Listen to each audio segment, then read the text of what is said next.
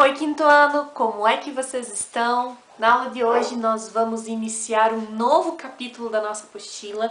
Então nós vamos começar o capítulo 5, que é esse capítulo aqui. E como a prof sempre diz, os capítulos da nossa apostila, eles são capítulos temáticos, que eles nos mostram, que eles nos dizem qual vai ser o tema, né, das próximas atividades. Então, se você pegar lá na sua apostila, então, para acompanhar com a prof, a página é 34 e 35. Gostaria que você abrisse a sua apostila dessa maneira, para que você pudesse olhar a imagem. E nós vemos ali uma criança e ela está escrevendo. E ela está escrevendo e ali na cabecinha dela, se você ver, tem um pôr do sol, tem umas árvores, tem bolinhas de sabão. E o nome do capítulo é Palavras, Versos e Emoções. Então ali na página 34, aqui nós temos uma parte amarelinha, que é uma explicação, né, do que é esse capítulo e diz assim: assim como se brinca com bola, boneca e dominó, é possível brincar com as palavras. Além de muito criativo, brincar com as palavras pode ser uma forma de arte. É ter a liberdade de fazer combinações que podem alegrar, sensibilizar e até impressionar um leitor.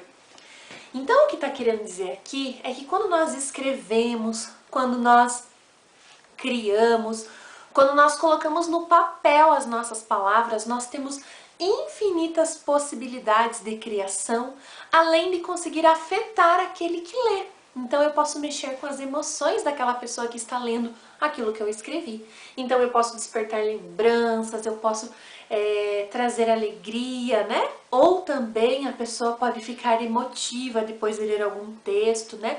Pode ficar sensibilizada. Enfim, então o tema do nosso capítulo nós já percebemos que é poesia.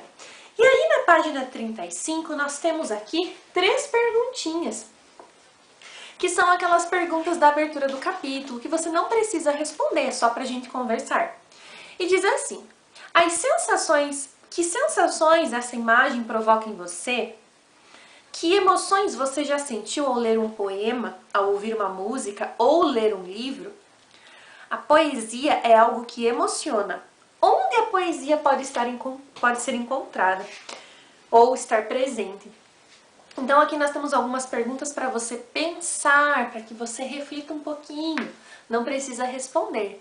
Então, com base na leitura do capítulo, nós iniciamos a nossa semana, nós iniciamos as nossas atividades, também iniciando, né, abrindo um novo capítulo da apostila. Então, vira a página, nós vamos lá para a página 36. Então, a gente vai começar com a leitura aqui de um poema e também vai ter alguns exercícios que é o que a prof vai explicar para vocês ao longo das próximas aulas, tá bom? Então, vamos lá! Então, aqui nós temos na página 36 o início de conversa, onde diz assim: os mais variados temas podem ser abordados em um poema. Os poemas podem nos divertir, ensinar e emocionar.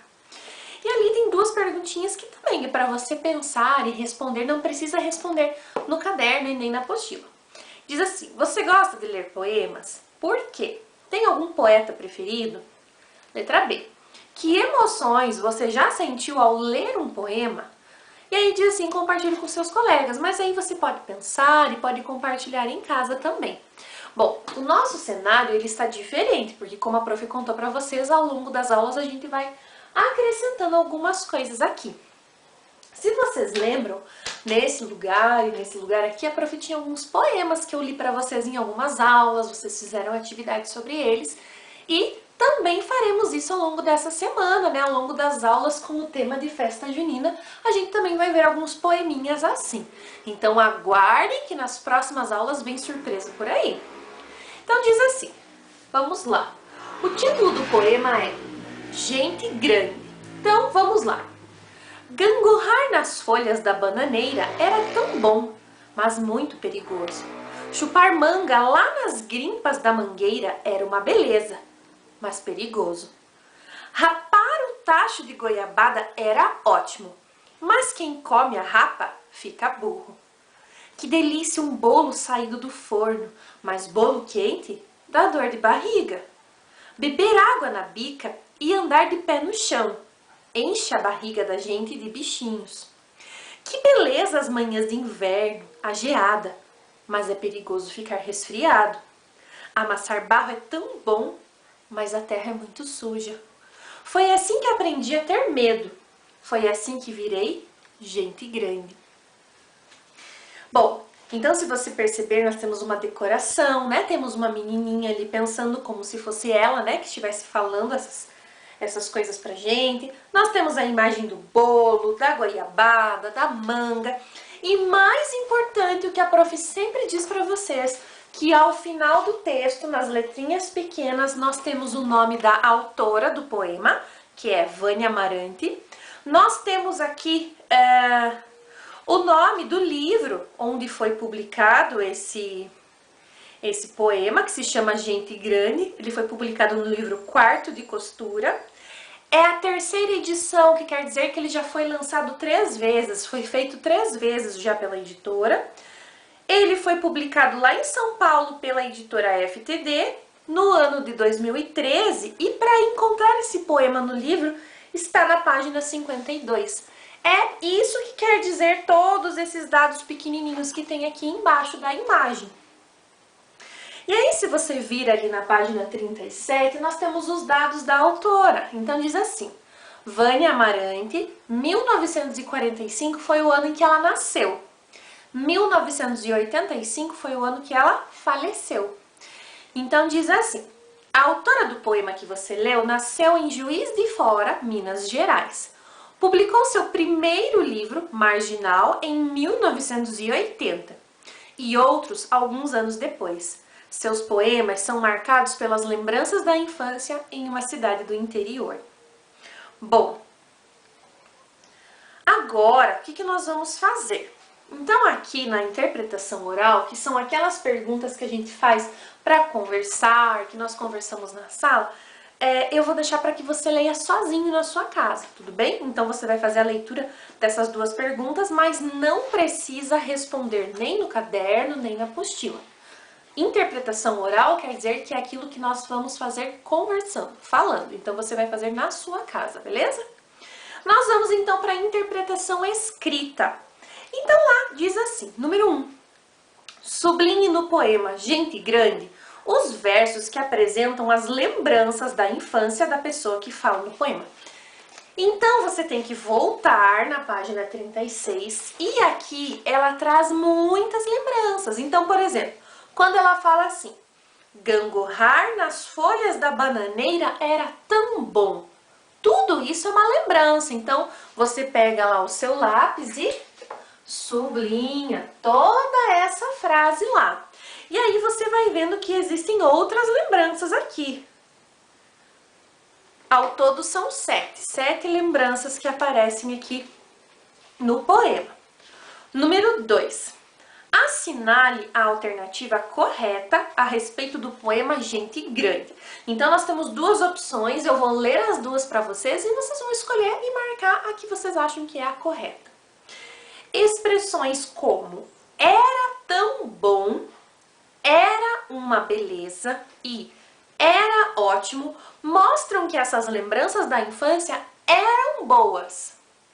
A pessoa que fala no poema virou gente grande, mas nunca aprendeu a ter medo. Então você vai pensar, vai voltar na leitura se preciso e vai marcar qual das opções que está correta. Número 3. Cada linha de um poema é chamada verso. E o conjunto de versos forma uma estrofe. Indique nos quadrinhos a seguir a quantidade de versos e estrofes do poema Gente Grande. Bom, então o que você vai perceber? O prof vai fazer uma demonstração para vocês, só um pouquinho. Olha só, eu vou usar um poema que eu li para vocês no início da semana passada, que é o poema do Vinícius de Moraes, que se chama A Porta. Então eu vou ler o poema outra vez para poder explicar essa atividade dos versos e das estrofes para vocês. Sou feita de madeira, madeira, matéria morta. Não há nada no mundo mais viva que uma porta. Eu abro devagarinho para passar o menininho. Eu abro bem com cuidado para passar o namorado. Eu abro bem prazenteira para passar a cozinheira.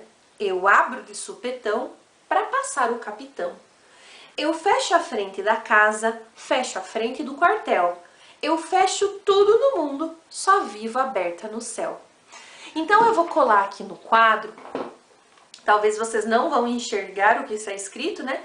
Porque a prof imprimiu ele pequenininho, que na verdade era para ficar ali do lado. Então, vamos lá. Vou pegar um pedacinho de fita e vou colar aqui para que a gente acompanhe. Olha só, da mesma cor da bandeirinha. Opa! Então, vamos lá. Cada uma das linhas, olha, cada uma das linhas que aparece aqui, cada uma delas é um verso. Agora, vocês estão percebendo, não sei se vai dar para enxergar de longe, mas olha só. Aqui eu tenho 4 linhas e aí eu tenho um espaço, como se eu tivesse deixado para o lado uma linha maior. Então eu formei um conjunto de 4 linhas aqui, outro conjunto de 4 linhas aqui, outro conjunto de 4 linhas e por fim mais um conjunto de 4 linhas. Cada um desses conjuntos de linha nós chamamos de estrofes. Isso aí. Então, a gente tem versos e nós temos estrofes. Ótimo? Então, olha só. O que nós temos que fazer? Nós temos que voltar no poema Gente Grande e nós temos que contar quantas linhas tem. Contou quantas linhas tem? Você vai colocar lá um número e, ao invés de a gente falar linhas, nós vamos falar versos. E aí você vai perceber que existe uma quantidade grande de linhas. Aí pula um espacinho e tem mais um pouquinho de linhas. Então você vai ver quantas estrofes tem. Então aqui nesse poema da porta, vou colar ele mais pra cá. Então olha só. Eu posso dizer que eu tenho 16 versos, porque eu tenho 4 linhas aqui, ó. 4, 4, 4, 4. E eu tenho 4 estrofes nesse poema aqui que a prof leu para vocês. Agora você tem que fazer o mesmo lá no poema Gente Grande. Virando a página, ali na página 38, nós temos o número 4 que diz assim: rima é a semelhança sonora no final ou no meio de diferentes versos. Releia o poema Gente Grande e responda: esse poema apresenta rimas? E na sua opinião, por que não tem rimas? Então, olha só. O que você vai lembrar? Lembra quando a gente faz aquela brincadeira com as palavras, que no final, o final das palavras se combinam, que ela tem um som parecido, que não precisa ser necessariamente a mesma escrita, mas que ela tem um som parecido e forma uma rima? Você vai ler o poema e vai dizer para a prof se tem rima ou não tem. E aí você vai contar o porquê que isso acontece. Agora, olha o que está dizendo na linha abaixo, aqui no quadrinho amarelinho. Diz assim, ó. Um poema é um texto que trabalha a linguagem de um modo especial. É escrito em versos organizados em estrofes e pode ou não apresentar rimas. Então, no poema pode ter rima ou não pode. Então, não é necessário que apareçam as rimas, então já te dá uma dica para a questão do número 4. Agora no número 5 diz assim: releia os 4 primeiros versos desse poema. Então agora que você já sabe que verso é a linha, que cada verso é uma linha do poema, então nós vamos ler lá. Ó. Gangorrar nas folhas da bananeira era tão bom, mas muito perigoso. Chupar manga lá nas grimpas da mangueira era uma beleza, mas perigoso. Letra A.